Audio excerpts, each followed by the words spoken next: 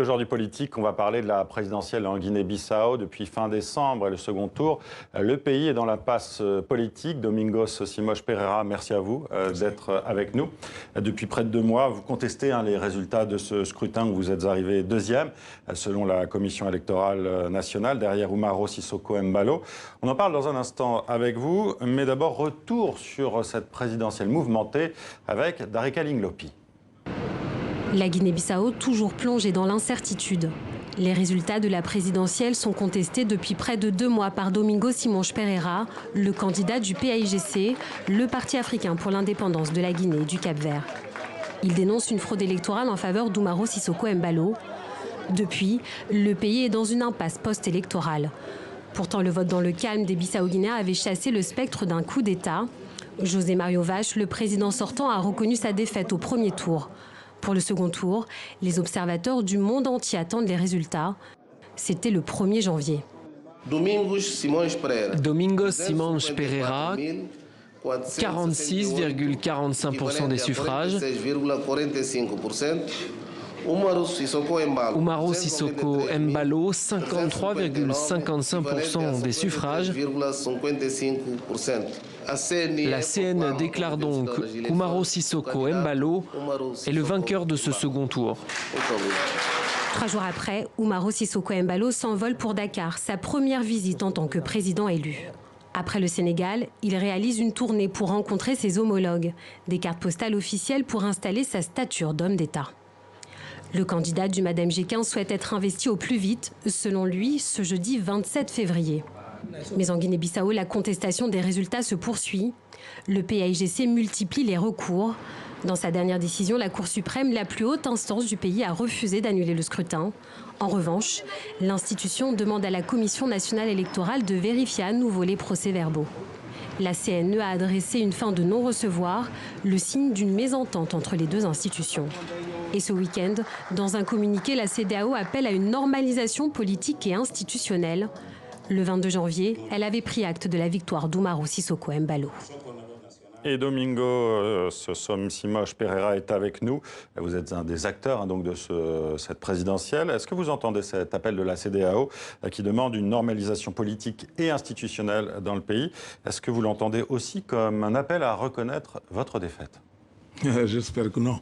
J'espère que la CEDEAO, qui nous a toujours accompagnés, qui a déployé pas mal d'efforts à accompagner la Guinée-Bissau, comprend très bien que la vocation des institutions internationales, c'est d'aider les États membres à créer et à bâtir des institutions fortes, des institutions démocratiques. Alors, quand on a une échéance électorale qui est contestée, par recours à des institutions compétentes. Dans le cas échéant, la Cour suprême de la justice, je pense que le peuple bissau-guinéen a droit à connaître la vérité des urnes et à savoir qui a mérité la majorité des votes des Bissau-Guinéens. Pourquoi vous remettez en cause les résultats proclamés par la Commission électorale? Vous savez, c'est intéressant, vous avez raison, c'est moi qui a déposé la première demande parce que les résultats qui ont été proclamés ne suivaient pas les données que nous, on avait. Mais je pense qu'aujourd'hui, c'est même la Commission nationale d'élection, au début, quand elle était saisie par la Cour suprême de justice, qui a reconnu qu'il a commis une erreur mineure, un lapsus, comme disait le président de la Commission nationale électorale. C'est intéressant. Mais vous, justement, en déposant ce recours, est-ce que vous avez des preuves qu'il y a eu des fraudes, des irrégularités? Vous dites que vous avez vos propres chiffres.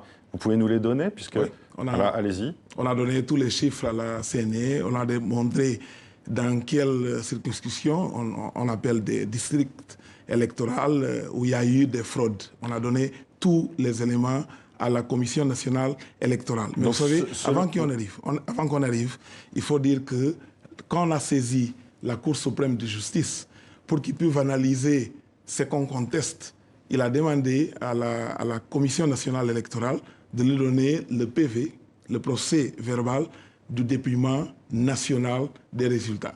C'est que la CNR a répondu qu'il a oublié de le préparer.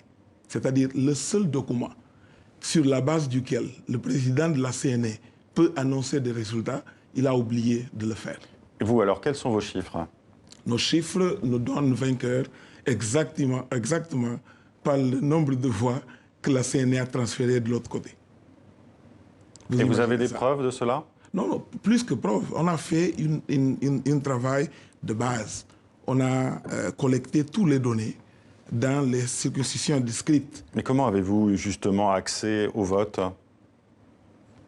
Pour savoir, vous avez repris tous les votes de chaque circonscription, de chaque district, et vous avez comptabilisé? Exactement. D'accord. Si vous avez déposé cela devant la Cour suprême, oui. Pourquoi refuse-t-il de prononcer l'annulation du scrutin? Non, parce que, exactement, au lieu de prononcer l'annulation du scrutin, les votes sont dans les urnes. On dit toujours que la vérité est dans les urnes. Okay? La loi bissau-guinéenne prévoit qu'on conserve les urnes pendant une année. Si on les conserve, c'est pour, en cas de besoin, on peut recourir à ces urnes pour constater quel est le résultat que les bissau-guinéens ont déposé. Quel recours vous avez aujourd'hui pour contester le second tour de la présidentielle? Non, écoutez, la Commission nationale d'élection, aujourd'hui, vient de délivrer un autre communiqué où il reconnaît que, finalement, il est prêt à accepter la décision que la Cour suprême avait prise.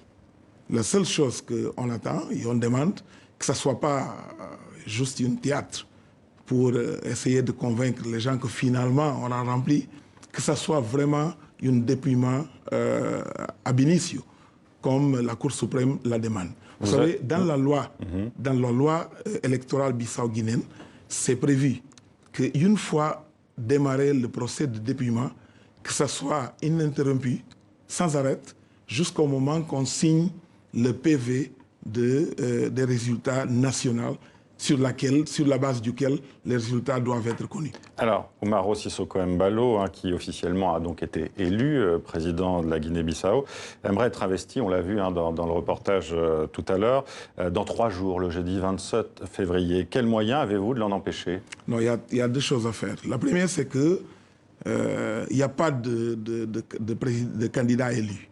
Ça, c'est ce que vous dites, oui. Non, non, non, ce n'est pas moi qui dis. D'abord, c'est la Cour suprême. C'est l'instance judiciaire suprême de la Guinée-Bissau qui le dit. Aujourd'hui, c'est la Commission nationale électorale qui revient sur toutes les différentes positions qu'il avait prises au passé pour reconnaître qu'il n'a pas rempli les conditions pour divulguer les résultats. Mais à part tout ça, quand on veut devenir président de la République, le premier des engagements qu'on doit prendre, c'est de respecter notre loi, notre constitution, la règle du jeu démocratique dans notre pays. Donc, si on n'accepte pas les décisions qui sont prises par nos instances compétentes, dans le cas échéant, la Cour suprême de justice, on est mal parti. Umaro Sissoco Embalo a déjà affirmé à plusieurs reprises qu'il serait président quoi qu'il arrive. Est-ce que cela sonne comme une menace pour vous?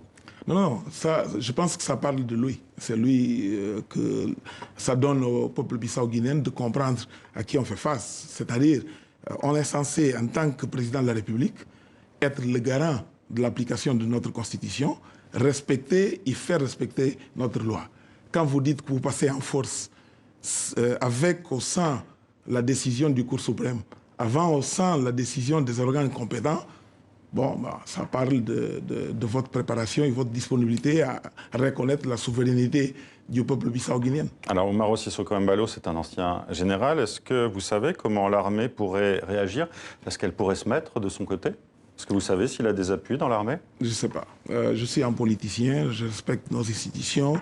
Vous savez, je pense que Vous n'êtes pas renseigné parce que l'armée n'a pas encore réagi.